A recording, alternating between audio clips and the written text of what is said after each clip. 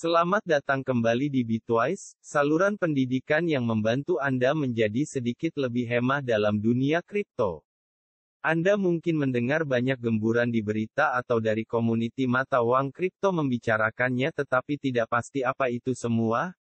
Anda berada di pesawat angkasa yang betul. Hari ini, saya akan menjelaskan NFT dalam istilah yang paling senang untuk pemahaman Anda.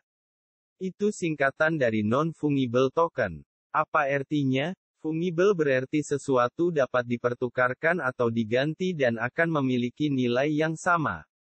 Ini dapat dipertukarkan seperti dolar Amerika Syarikat atau mata uang fiat mana-mana pun, emas, chip kasino, Bitcoin, Ethereum, atau points loyalty frequent flyer.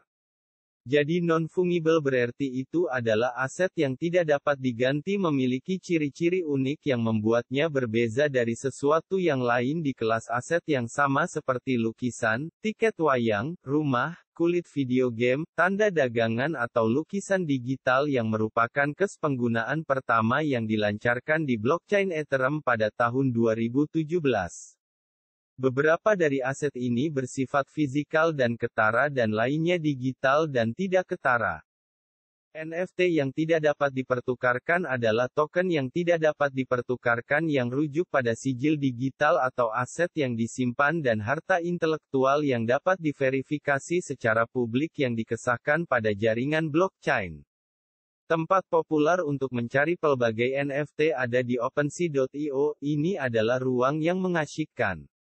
Saya percaya ruang NFT akan terus tumbuh di tahun-tahun mendatang, dengan beberapa case penggunaan populer adalah seni digital, tanah virtual, game, barang koleksi, keuangan, dan banyak lagi. Ini layak untuk dijelaskan karena saya pikir kami akan berbicara lebih banyak tentang ini di tahun-tahun mendatang. Token itu karena dijual sebagai NFT atau token non-fungible, yang berfungsi sebagai sijil keaslian digital. Untuk memahami cara kerja NFT, pertama-tama Anda perlu memahami apa itu fungibility. Fungibility rujuk pada kemampuan aset untuk ditukar atau diganti dengan aset serupa dengan nilai yang sama. Contoh ringkas dari aset yang dapat dipertukarkan adalah mata uang. Katakanlah Anda memiliki 5 uang $1 di dompet Anda. Anda mungkin tidak ingin membawa begitu banyak uang kembalian sehingga Anda menukarnya dengan satu keping uang $5.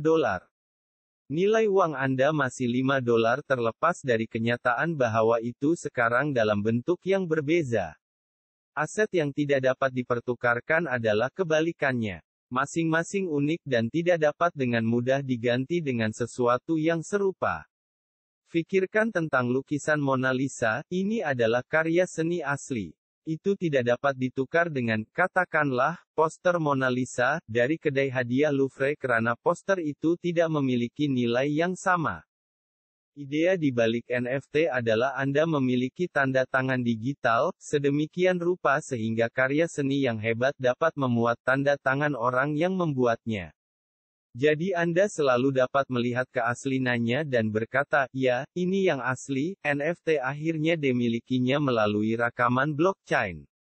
NFT adalah mata uang kripto tetapi tidak seperti Bitcoin. NFT benar-benar unik.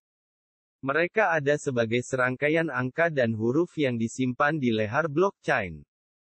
Informasi ini dapat berisi siapa yang memiliki aset digital, siapa yang menjualnya, dan bila aset tersebut dijual.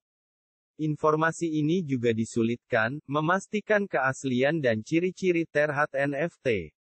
Dengan melakukan itu, mereka memperbaiki masalah kompleks bagi pembuat seni digital di internet, bagaimana membuat seni Anda terhad dan lebih berharga. Jadi, dengan NFT, Anda akhirnya terhad dan kekurangan karena tidak dapat dipertukarkan, dan karena itu, hanya ada satu token yang wujud. Itu tidak dapat ditukar dengan sesuatu yang serupa karena tidak ada yang sama sepenuhnya. Jadi, Anda akhirnya terhad dan berkurangan yang membantu menaikkan harga. Salah satu aplikasi awal untuk menciptakan ciri-ciri terhad ini adalah game digital koleksi CryptoKitties, yang muncul pada tahun 2017. Pengguna dapat membeli, memperdagangkan, dan membiakkan koleksi kucing digital. Setiap kucing baru adalah NFT yang mengesahkan keaslian dan kepemilikannya. Sejak itu, NFT telah diterapkan pada video game, seni digital, dan memorabilia olahraga. Salah satu contohnya adalah NBA Top Shot, yang memungkinkan pengguna mendapatkan koleksi sorotan bola basket digital, seperti klip video Dunk Poster. Semua sorotan adalah NFT dan telah menjadi bisnis besar.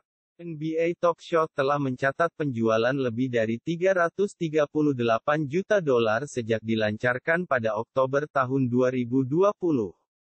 Token yang tidak dapat dipertukarkan juga masuk ke dunia seni arus utama.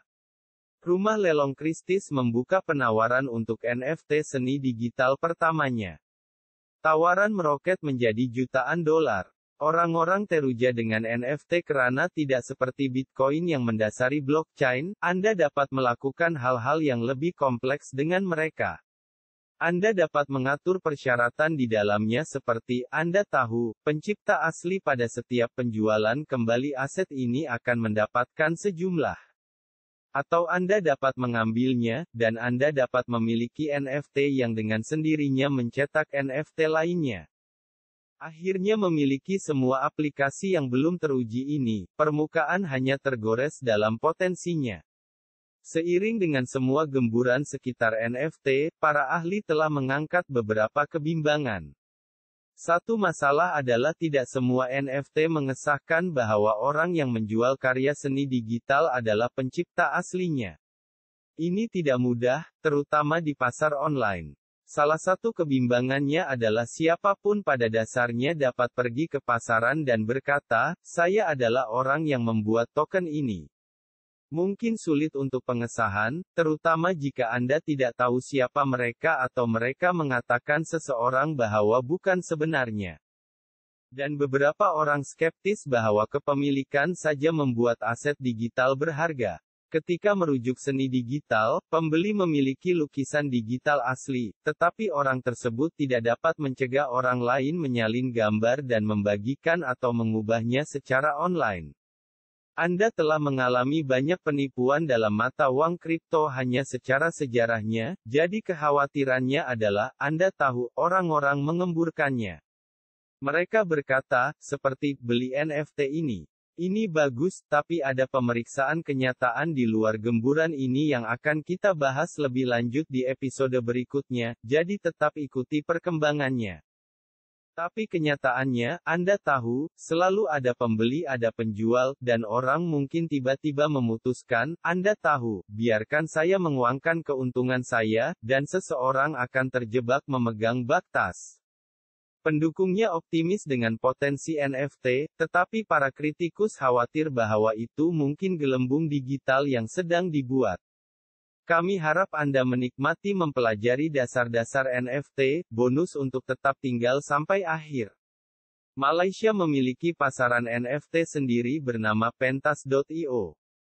Tetapi karena OpenSea memiliki lebih banyak kehadiran dan reputasi internasional, tolong bantu kami dengan berlangganan, suka, dan kongsi, terima kasih.